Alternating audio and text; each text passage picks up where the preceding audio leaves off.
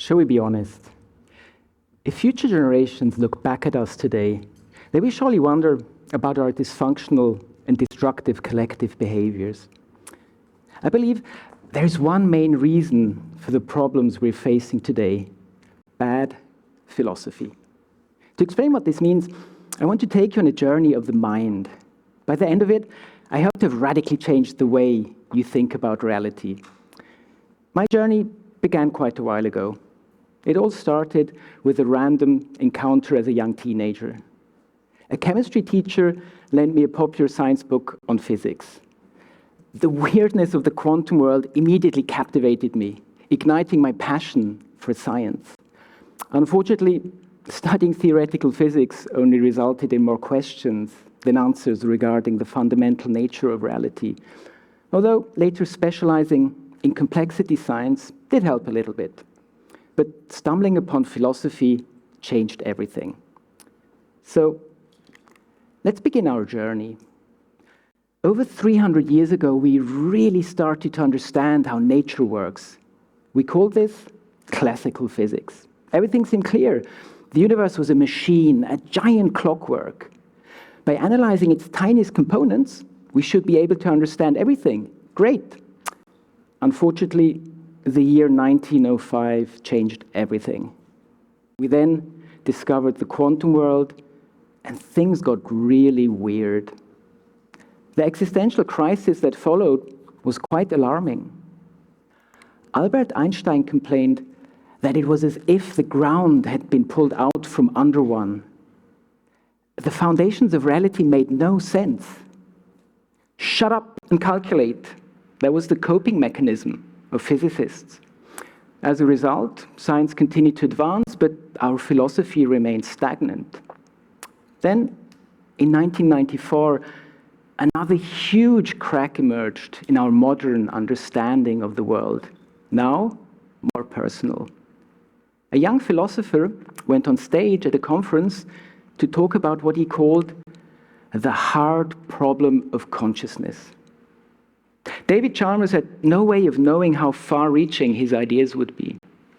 In a nutshell, the hard problem is the question of how and why non-conscious stuff comes together and produces conscious stuff.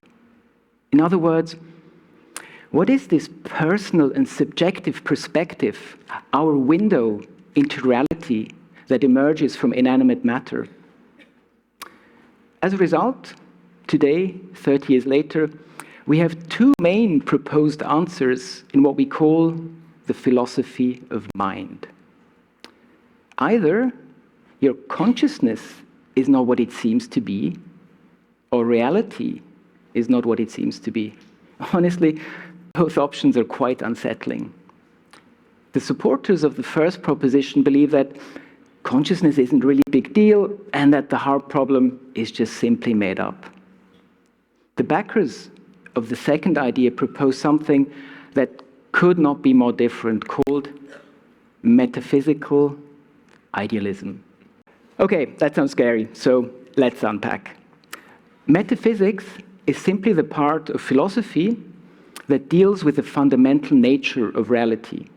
It begins where physics ends. That is to say, metaphysics cannot be proven or disproven. If you think this sounds weird, well, actually, you cannot know anything for sure. Are you dreaming right now? Is this a simulation? Is anything real? Well, who knows?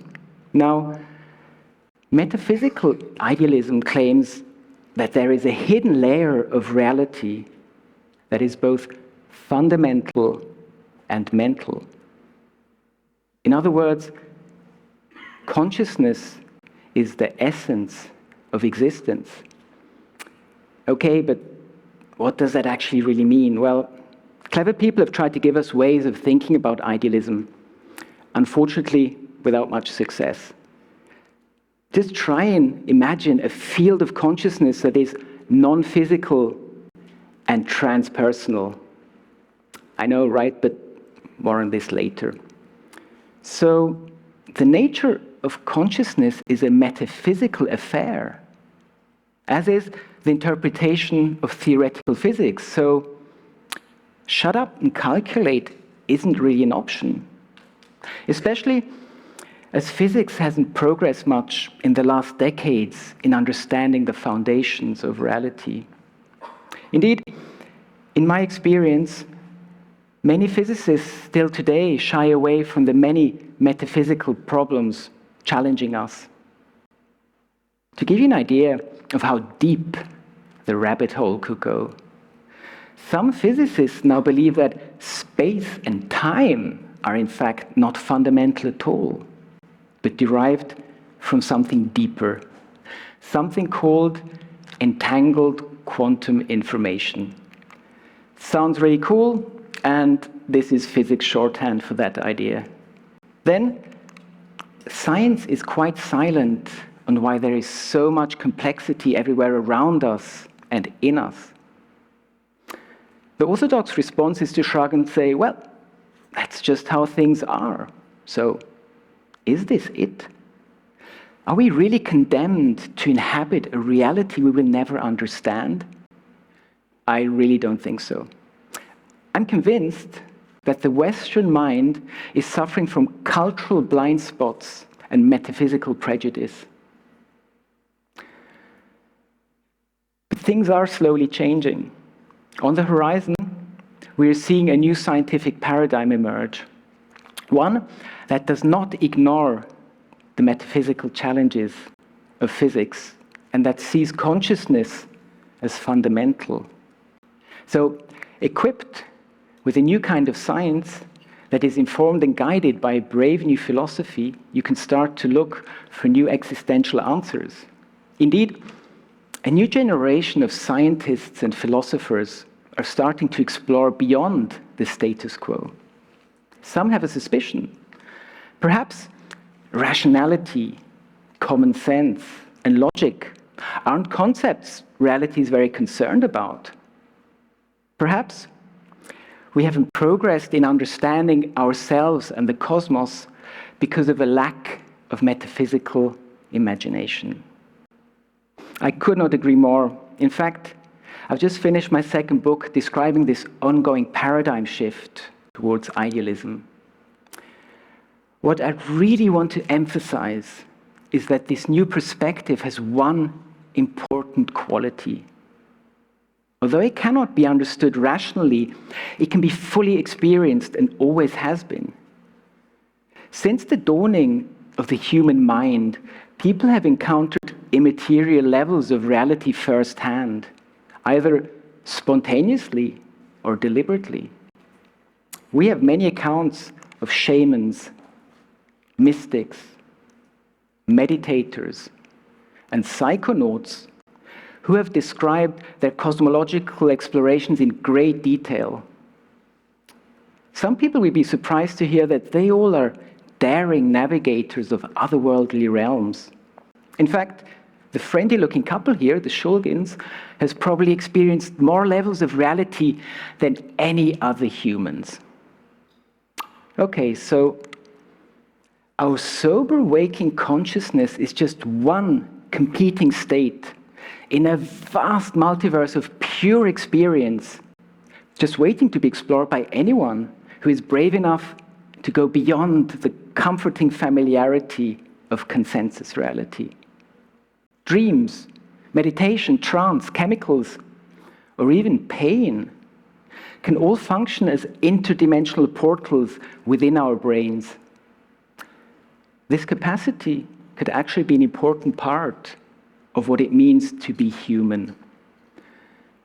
I began my journey with a rational mind, but I now fully appreciate the difference between theoretical knowledge and experiential knowledge. We are given an alternative to the metaphysics implicitly adopted by most scientists. This is a very disenchanted outlook in which the cosmos, including life and consciousness, is seen as totally pointless and random. No wonder we seem to be suffering from a loss of meaning, a spiritual disconnect. We've been exploring the outer world in so much detail for so long that we've forgotten to look for answers within ourselves. I now truly believe that a scientific spirituality becomes possible. This is to say that we're once again invited to become enchanted by the architecture of reality, its magnificent design and its interconnected unity. And rediscovering ourselves at the center of our own experienceable universe is a truly empowering realization, a realization making us accountable. For me, this is also the antithesis of dogmatic religious belief. Some people are giving us clear glimpses of this new worldview. As an example, a pioneering complexity scientist at the age of over 80 not too long ago said, "There is an intelligence behind the things that exist in the universe. There is purpose exhibited by this intelligence. And it is humanly possible to access some elements of this intelligence." Here, Erwin Laszlo is also insisting that these metaphysical claims are experienceable. They're empirical in some sense. Okay, so here our journey ends. We are truly living in a brave new world of unprecedented potential where future utopias or dystopias could possibly only be separated by a thought, an idea able to replicate and spread in our minds and result in collective, intelligent human behavior. For the first time in history, we have the opportunity to embrace a scientific, spiritual vision of existence. Let's do so and start by exploring the depths of our inner world. Thank you.